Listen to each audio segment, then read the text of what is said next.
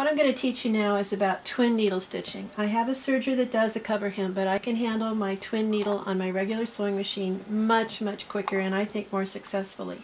The game plan for this sweatshirt, and this is the nautical red, which is really a soft pink, is that I have done a crocheted neck with this cotton stripping which is called rags, and then I ran out of that one, but I have this one, so I'll add some lark's head knots of these colors into this neckline, and then I'll crochet some more strips to go down the front.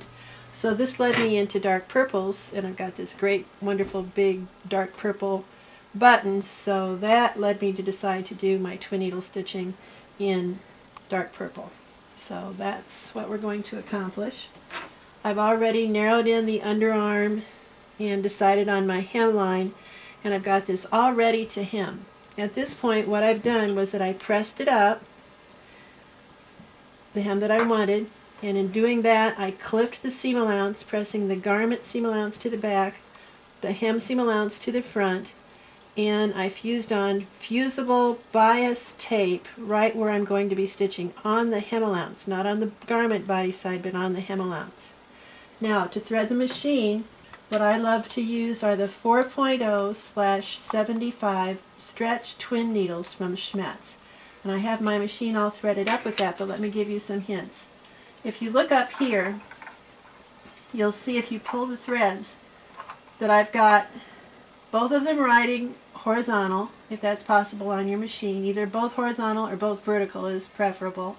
And I've used the same spool catcher on each one. I have found that that's really important.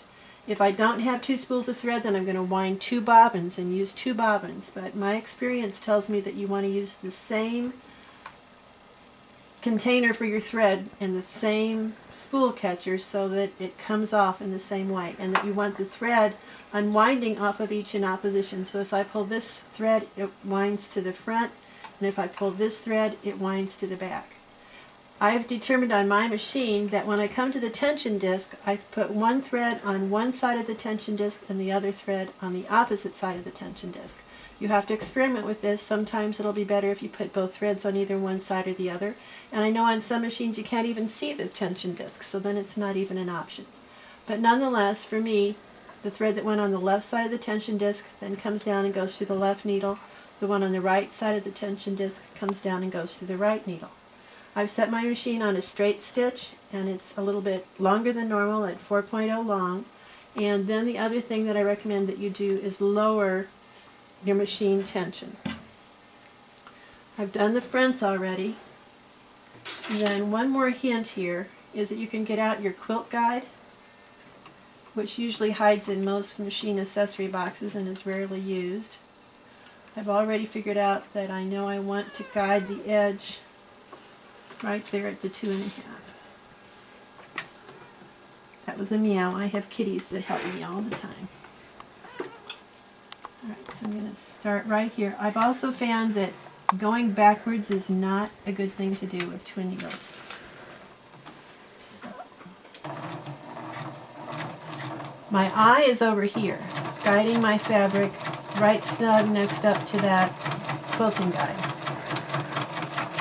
So let's just pretend that I've gone the whole way. I'm almost all the way around. And also remember, you always have horizontals or hems press up first, and then verticals, this is the center front, press around after that. So it always finishes this way.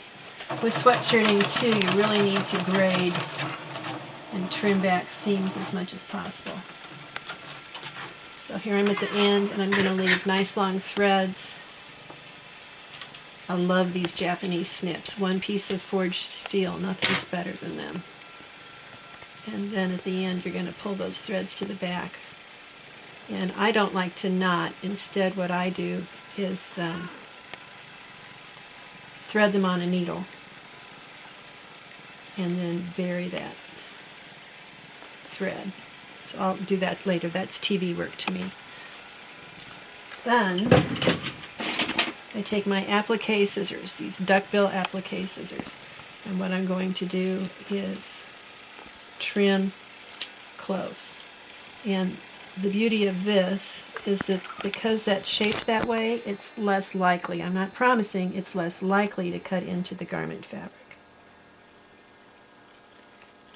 So you can see here as I do this that part of that bias tape is being cut off now, but it's not going to show because it's on the hem allowance instead of the garment. I can trim that. I just didn't have my scissors.